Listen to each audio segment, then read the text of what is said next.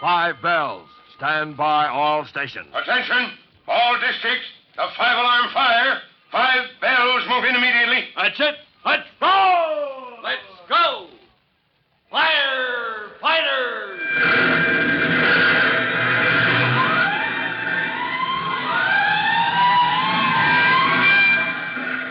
Presenting Firefighters, the true-to-life story of our unsung heroes who stand ready to ride by day or night against our most murderous enemy, the demon of fire.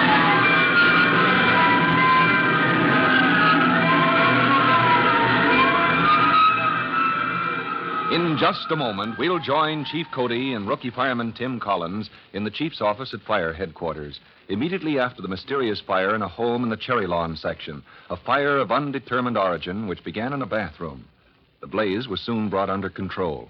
But from the worried look on Chief Cody's face as he questioned Tim about it, the young rookie realized that there was more troubling the older man than just this one fire. But what it was, Tim doesn't learn until he reports to the chief at headquarters. There, he learns a startling fact. But more about that in just a moment, right after this important message.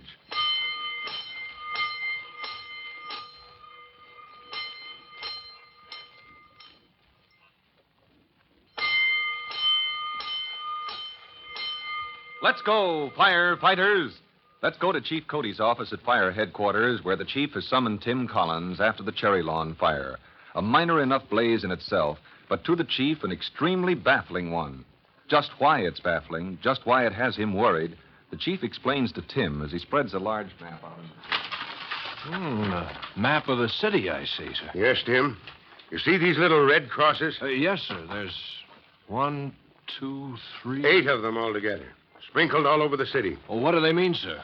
They mark the location of fires, of 8 different fires that have occurred during the last 10 days. Well, there have been more than 8 fires throughout the city in the last 10 days, haven't there? Yes, quite a few more. But these 8 are all the same in one particular. They're unexplained, of undetermined origin. All very much like the Cherry Lawn fire. Well, say, that is strange.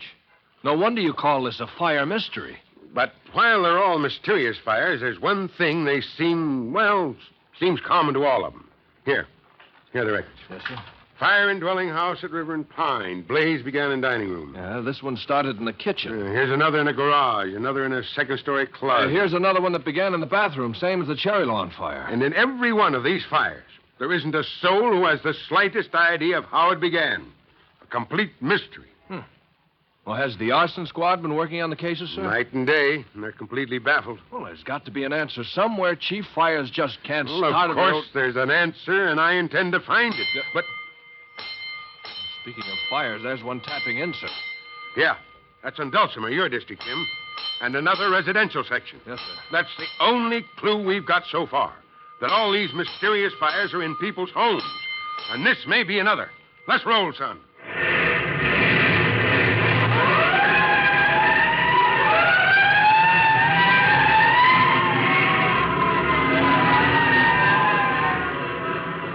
Four minutes later, the chief's big red car squeals to a stop before a small house on Dulcimer Street, and he and Tim pile out. Gonigal and the other men of Engine Company 209 are already at work on the blaze. Come on, Tim. Let's get inside that house. All right, behind you, Chief. Well, hello, Gonigal. Where is she? Hello, sir. Tim. The fire's in a little room right off the dining room. It's a study, I think. The boys are working on it now. Let's take a look, Tim. Yes, sir. Hey, it's quite a blaze, Chief. Hey, give me that hand extinguisher, Gonigal. I'm off duty, but I might as well get into the act, too. A fireman's never off duty, son. When there's a fire to fight. Yes, sir. It looks as though all 4 walls are ablaze. Yeah, and the ceiling, too. Direct your charge up in that corner, Tim. Yes, sir. That's where she's the worst. That's it. Quite a hot little bonfire you got here, Gonigal. You ain't just saying it, Tim. We got here 3 minutes after the alarm went in, and already the whole room is ablaze. Must have had a pretty good head start to get this far along. And the lady at the house says no. Says she was ironing in the dining room, and suddenly she looks up and sees the whole library on fire. Happened just like that, she said. All 4 walls break out in flame at once. No, it doesn't make sense. Well, that's what the lady says. Well, Tom, bring up the 2.5 inch. That's right. Hit that wall. Up over the window. Ah, that's getting her, Chief. She was a fierce little fire while she lasted, but she's a dead duck when a brave lads of 209 get going. A little more on the other wall. That's the trick. Yeah, that's about got her. All right on the pumper. Shut her down. Well, what do you think, Chief? Have we got another one on our hands? It looks very much like it, Tim. This fire is enough like the Cherry Lawn fire to be its twin. And it bears a strong family resemblance to the other 7.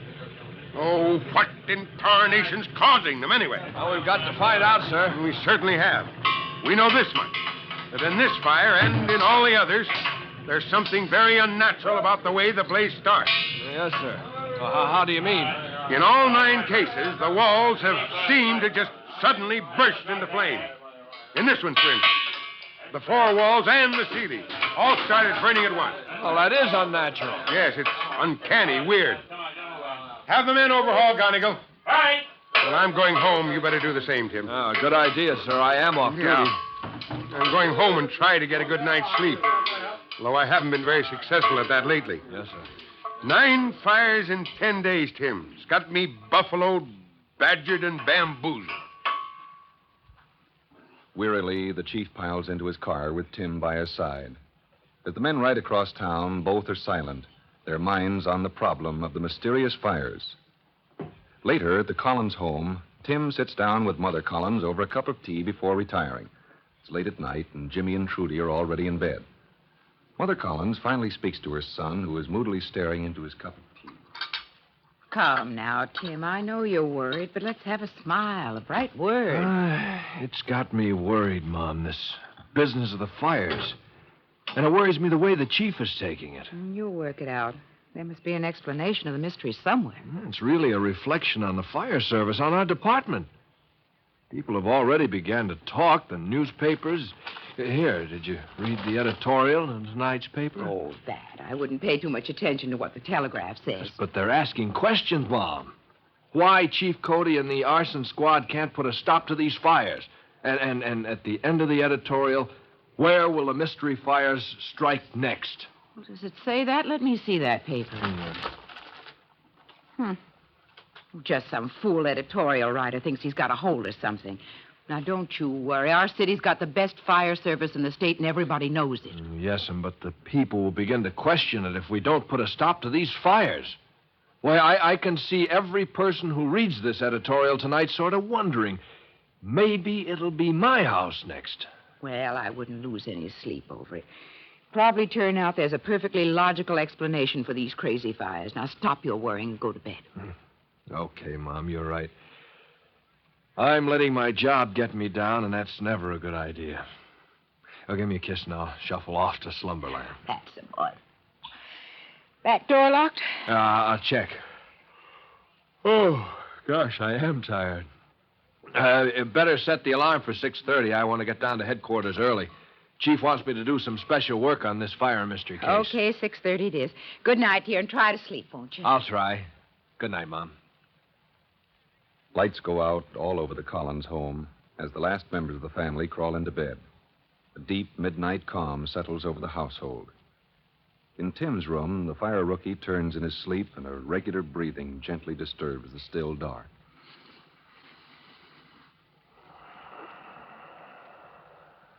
Then, quite suddenly, the regular breathing stops. Tim suddenly is awake again. He raises on one elbow and sniffs the air of the darkened room. Smoke. Smoke. I smell smoke.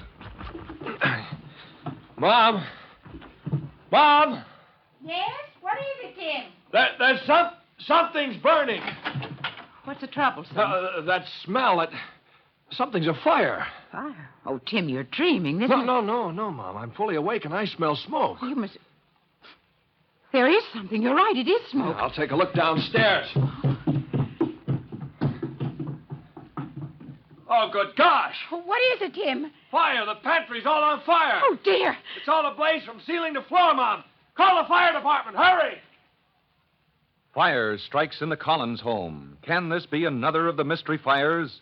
Well, to learn the outcome of this baffling fire drama, be sure to listen to the next thrilling, true-to-life episode of The Firefighters. In just a moment, Chief Cody will tell you, boys and girls, how you can help the firefighters in your own town. But first, here's a message you ought to hear. And now here's Chief Bob Cody with a very special notice for all of you firefighters. Chief Cody. Hello, boys and girls. The other day I told you about some fire precautions to take if you live on a farm, far removed from the protection of a city fire department. Now, here are some other fire precautions to take. To protect barns and other buildings, it's a good idea to have a barrel or two full of water standing in or near the outbuildings, with several buckets nearby. Now, in fighting any fire, the first 5 minutes are more important than the next 5 hours. And with an emergency supply of water in barrels, you can often put out a fire that might destroy your entire farm home. For with a farm fire, as all other fires, what burns never returns. Well, that's all for now. Till I drop in the next time. So long. Fire Chief Cody and the young rookie fireman Tim Collins will be back on the same station the next time you hear... That's it. Let's roll!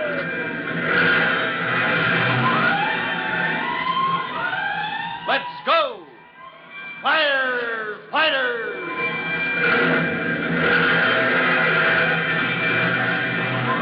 Firefighters is a copyrighted feature of William F. Holland Productions.